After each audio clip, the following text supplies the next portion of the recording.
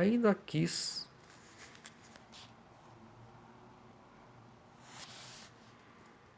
se erguer para apanhar seu cântaro, mas os cavaleiros já alcançavam o poço.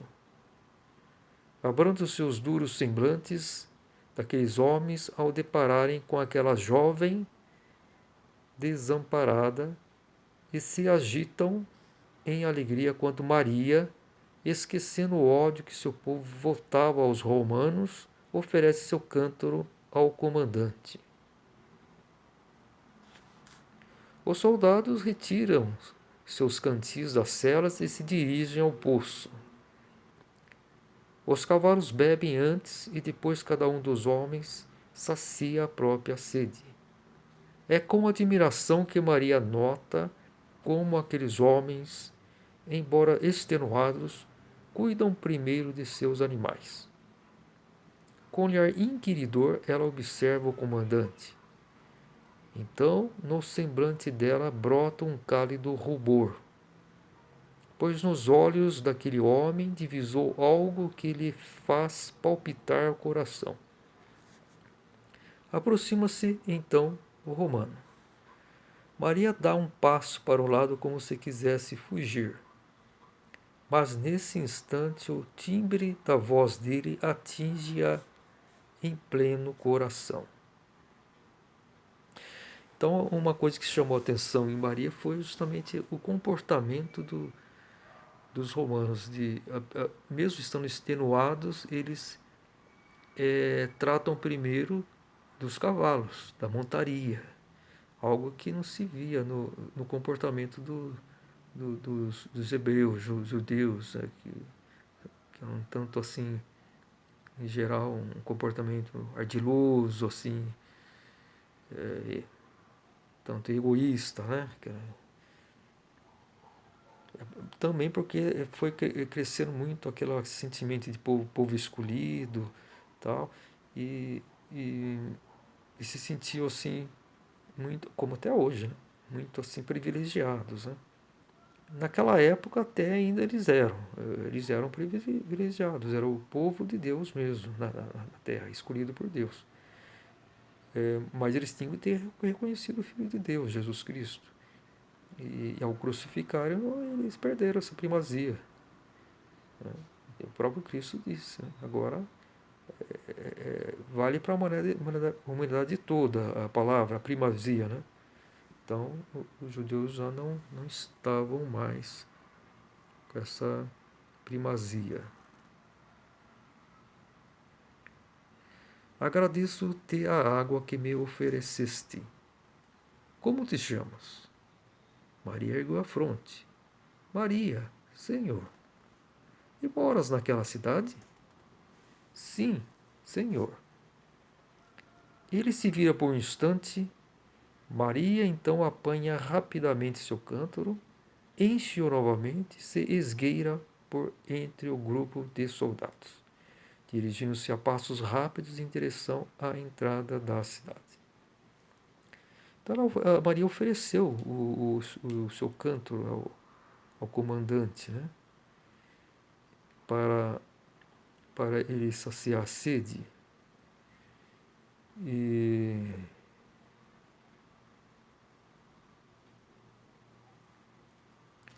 então, isso, os soldados ficaram muito alegres, né, com aquela atitude de Maria, porque geralmente sempre sentiam a rejeição dos judeus para com eles, né? Eles eram considerados inimigos, enfim. Agora, Cristo mesmo ele disse que os romanos, eles nos protegem, né? Então, dai a César o que é de César, é a Deus o que é de Deus.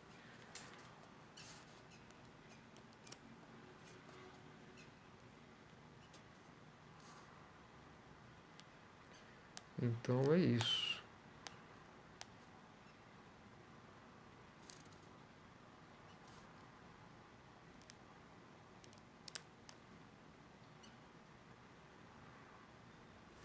Então é isso. Maria, esquecendo o ódio que seu povo votava aos romanos, oferece seu cântaro ao comandante.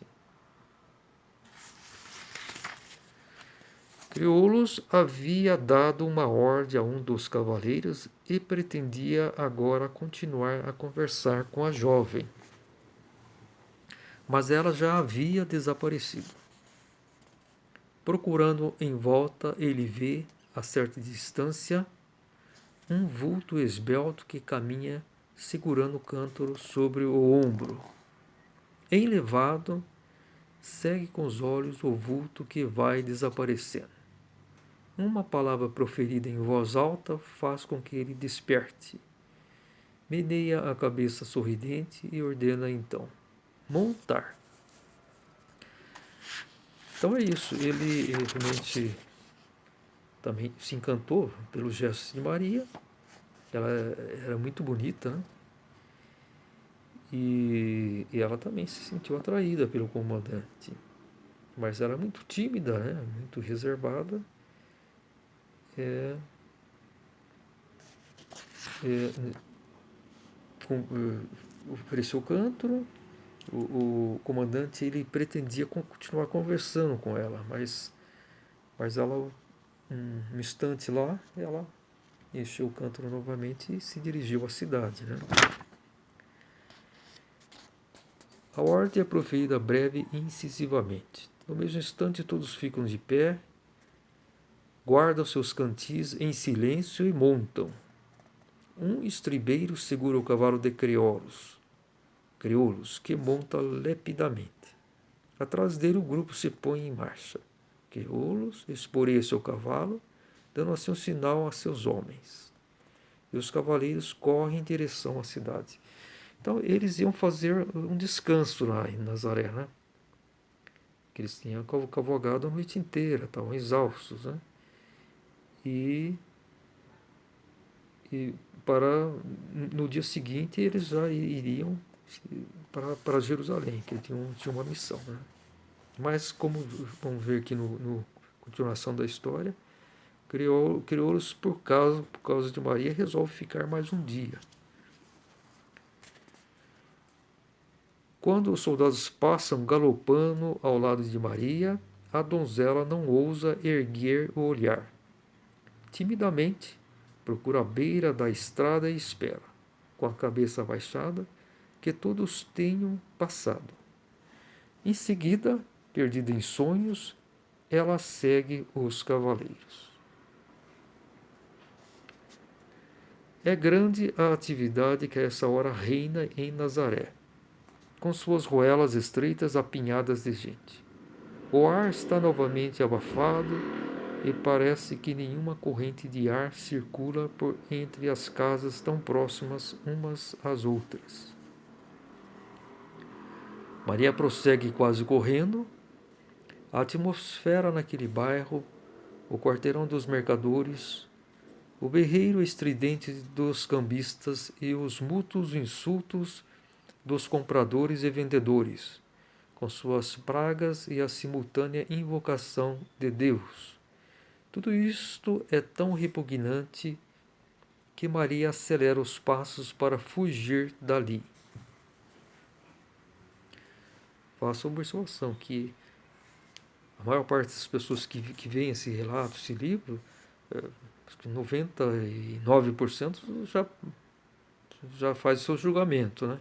Errôneo, né? Isso aí é ficção, não tem nada de ficção. Isso aqui é verdadeira história de Cristo e dos personagens que envolveram João Batista, Maria, enfim, tudo está esclarecido aqui, é verdadeira história, sem fantasias e sem más interpretações e sem alterações, enfim, adulterações, que acontece na Bíblia, né? Porque o vidente, quando o vidente ele é destinado a isso, ele vai na cena, porque tudo é gravado, tudo que existe, todos os acontecimentos são gravados. Tem arquivos, vamos dizer assim, nos reinos de matéria fina e tal, onde é possível acessar todos os acontecimentos na Terra, desde que tenha permissão, né? Que o vidente tenha permissão. Então, espiritualmente, ele acessa e para a cena de tal acontecimento, de tal personagem, né? Aqui o vidente está focando Maria de Nazaré. e todos os acontecimentos que ela vivenciou. Lógico que diz respeito principalmente a Jesus, né? Então, tem, lógico, uma visão pessoal também do vidente, assim, conforme a qualidade espiritual dela, do vidente ou da vidente. Mas isso é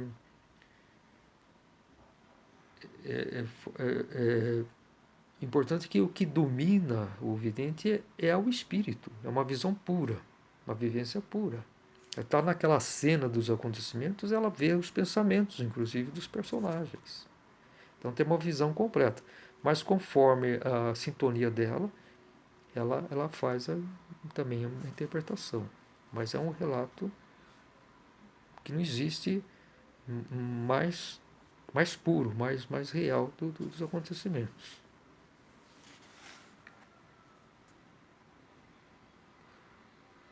Consegue finalmente atravessar aquele ambiente e respira fundo ao ver uma grande praça à sua frente. Em breve estará em casa. Censura a si própria por sua ausência demorada. Pensa na mãe, que talvez esteja à sua espera e que sai irritada. Entra apressadamente, agora numa rua que termina na praça. Quase sem fôlegos, chega em casa. Um aposento quadrado e espaçoso é a sala de estar da habitação e dá mostras das condições dos seus moradores. O chão é calcado com lajes, como era habitual nas casas burguesas. À direita, rente à parede, fica o fogão, para onde Maria se dirige agora. Coloca o cântaro numa mesa de madeira cheia de louça e vai logo espiar por uma abertura na parede, fechada parcialmente por um tapete. Do outro lado fica o dormitório de sua mãe, mas não percebe nenhum movimento. Certamente a mãe saíra de casa, talvez estivesse com alguma vizinha. Então Maria vivia somente com a mãe. E, bom, relata que ela tinha boas condições financeiras, né? Assim, para aquela época, né? De acordo com aquela época, ela podia se dizer que é de uma classe média, né? Podia se dizer assim, ou até rica, não sei, de repente sim.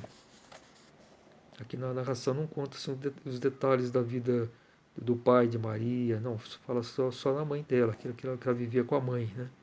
Então não tem outros detalhes, se ela teve irmãos, enfim. Isso não vem ao caso aqui, né? Maria começa rapidamente a arrumar o aposento e em breve a louça desaparece de cima da mesa para surgir já limpa nas prateleiras que cobrem as paredes de ambos os lados do fogão. Maria corre de um lado para o outro para pôr tudo em ordem. A intensa atividade faz suas faces corar. Acometeu-a o desejo de recuperar o tempo perdido. Desse modo, chega a uma série de pensamentos que fazem com que, de repente, se detenha em sua lida. Pode-se realmente recuperar algo perdido? É possível recobrar o tempo perdido? Certamente. Agora posso trabalhar mais depressa e, assim, conseguirei terminar meus afazeres à mesma hora de ontem, quando não me demorei e não fiquei sonhando junto ao poço. Mas por que ontem não trabalhei como hoje? Também desperdicei tempo. Quanto mais não poderia ter realizado se eu trabalhasse mais depressa? Quanto tempo não me sobraria desse modo, tempo que então poderia aproveitar a meu bel prazer? Maria sorri como uma criança que acaba de descobrir um brinquedo maravilhoso. Mas eis aí a oportunidade que eu procurava, pensa ela, cheia de felicidade. Planos surgem em sua mente. Olhando ao redor, transforma aquele simples aposento em um salão espaçoso, onde se imagina cercada de pessoas amigas, mantendo com elas palestras espirituais. Mas, de súbito, Maria se assusta, pois ouve passos que se aproximam. Ainda há muito tempo para tudo isso. Primeiro preciso aprender. Aprender muito. Alcançarei então meu objetivo e me livrarei deste círculo de pessoas que não compreendo. Que maravilhoso então será desvencilhar-me deste meio acanhado, para galgar a luz brilhante que envolve as pessoas mais elevadas e nobres, aquelas tão beneficiadas pela sorte, para as quais não existe o vil regatear dos mercadores. Pessoas livres que passam pela vida sem preocupação, tendo possibilidade de serem boas. Lá entre elas encontrarei respostas certas para as minhas perguntas. Elas talvez falem do Supremo como conhecedoras dele que são. Então Maria naquela época devia ser muito jovem, né? Talvez uns 17, 18 anos. Ela sempre elevava os seus pensamentos, não tinha essa questão aí de que romanos eram os inimigos de Israel, ela via só o ser humano, né? A qualidade do ser humano, ela era muito intuitiva e meditativa, né? Ao contrário da mãe dela. A mãe dela, ela trazia aquele rancor, assim, contra os romanos, e aqui nós vamos ver que adiante a atitude que ela vai ter. Interrompem-se subitamente seus pensamentos com a chegada da mãe. Apenas quando se encontrava só, Maria pode dar vazão a seu anseio por um ambiente diverso, por uma vida nova, desconhecida. Diante dos outros, não ousa mostrar-se assim como é na verdade. A mãe a faz lembrar do trabalho esquecido. Imediatamente reinicia a tarefa. A mãe de Maria lança-lhe um olhar perscrutador e depois lhe dirige algumas perguntas sem importância. Viste os cavaleiros, os soldados romanos, que há pouco entraram na cidade? Maria enrubesce e responde, de costas para a mãe. Vi um grupo de cavaleiros junto ao poço. E como te portaste com os estranhos? Ofereci meu cântaro ao comandante, para que ele se refrescasse. Ao inimigo? Aos romanos odiados? Deste de beber? Sim, mãe. Sem dizer palavra, a velha mulher dirigiu-se à mesa e apanhou o cântaro, levando-o para fora. Maria, emudecida, acompanhava a mãe com o olhar, ao mesmo tempo que os traços de seu semblante se cobriam de tristeza. Ao regressar, a velha já recobrava a calma anterior. Enquanto ela lavava as mãos, Maria lhe puxava uma cadeira e, calada, sentou-se ao lado de sua mãe, que proferiu uma oração antes da refeição. Tomaram uma frugal refeição sem tornar a falar nos romanos. Então vejam aí, a mãe de Maria, aqui nós vamos ver mais adiante, ela detestava de tal forma os romanos que ao Maria dizer que ela ofereceu o cântaro ao comandante, ela pegou o cântaro, levou, acho que no quintal, e quebrou. Jogou o cântaro e quebrou. Aqui nesse cântaro tocou os lábios de um romano. O romano se refrescou. Então isso não era admissível. Então você vê a atitude dela, né? Isso criava uma distância muito grande entre ela, entre Maria e a sua mãe.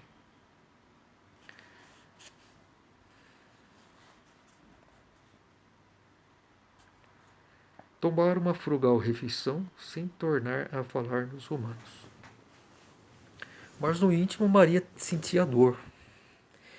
Encolerizava-se com o falatório dos vizinhos e decepcionava-se com o procedimento da mãe, que havia quebrado um cântaro porque fora tocado pelos lábios de um romano.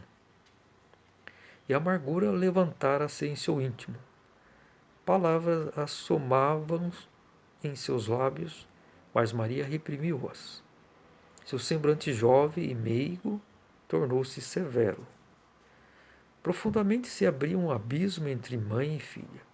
Um negro precipício formava-se entre elas.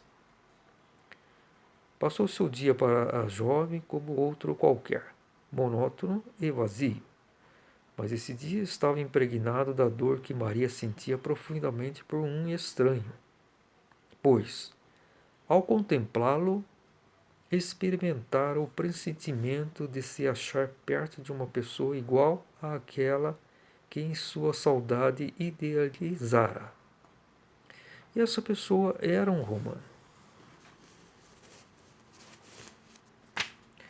Israel, pensava ela, sou sangue do teu sangue, e no entanto não sinto amor por ti. Não odeio os teus inimigos. És estranho a mim nas tuas ações e nos teus pensamentos. Ó terra de meus pais! O que será de ti, Israel, que clamas pela ajuda do teu Senhor e trazes culpa em teu coração? O que será de ti, Israel, que clamas pela ajuda do teu Senhor e trazes culpa em teu coração? Haverá com que auxiliar-te? Pode desfazer essas cadeias que te prendem?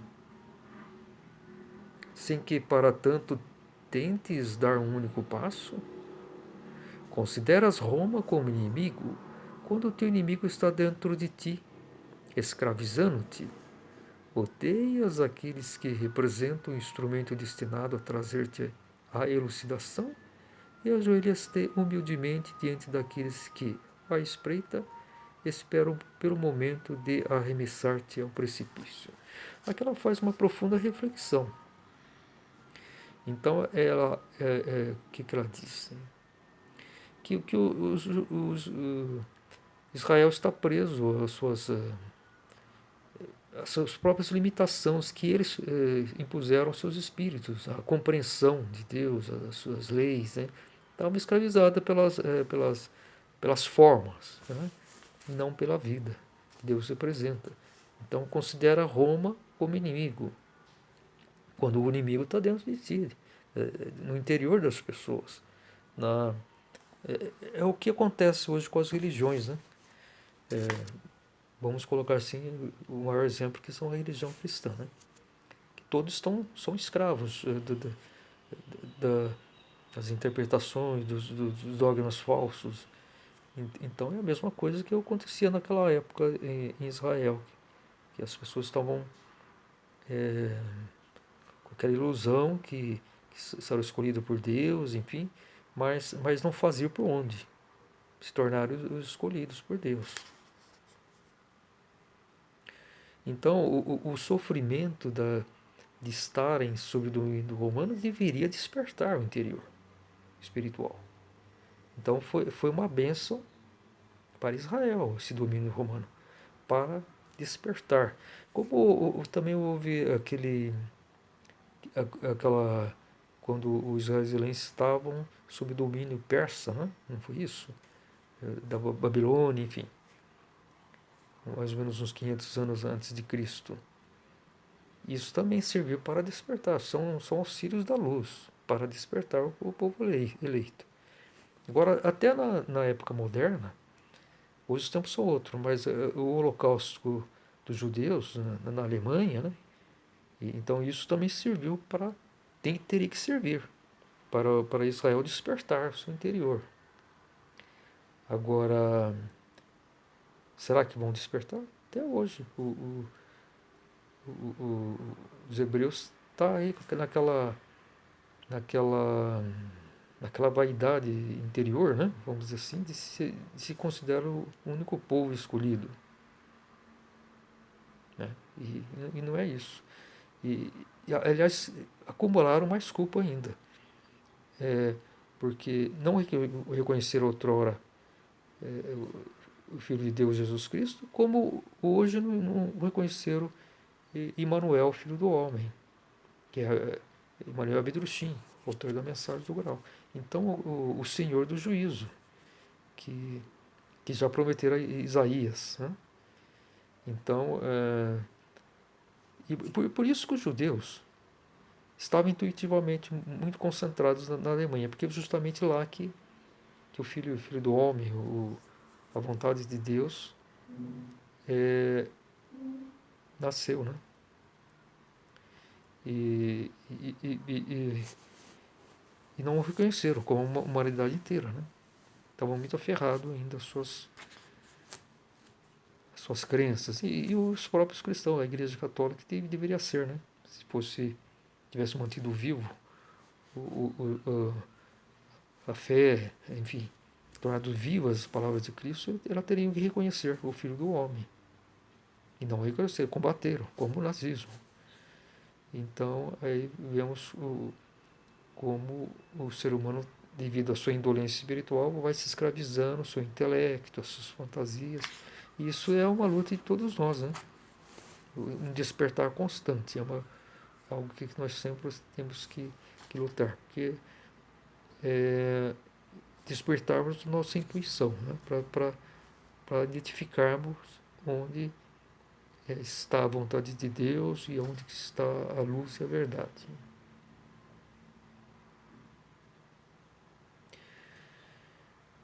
Então, ela está querendo dizer aqui que odeias aqueles que representam o instrumento destinado a trazer-te a elucidação, que é os romanos. Através daquele sofrimento, eles possibilitam, é um instrumento que a vontade de Deus permitiu ao povo judeu para despertar interiormente.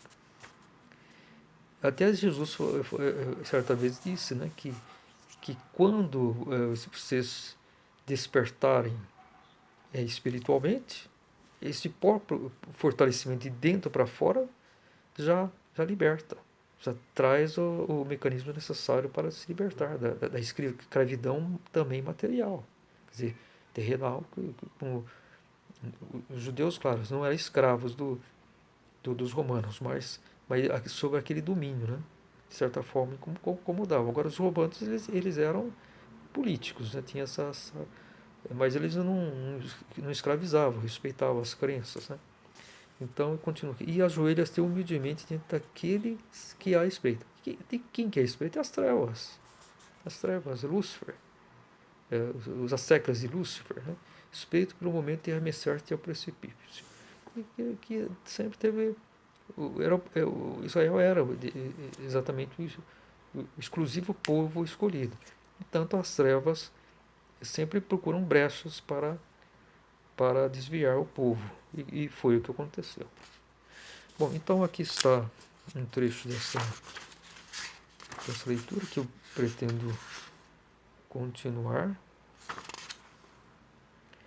Eu na verdade, só falta aqui um trecho que eu escolhi, mais umas 2, 3 páginas que eu pretendo continuar no próximo vídeo.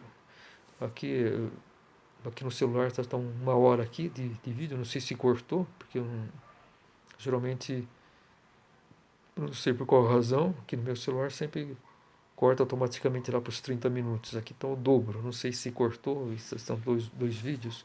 Espero que pelo menos eu não tenha perdido o áudio. Então é isso. Fiquem todos na paz, fiquem todos na luz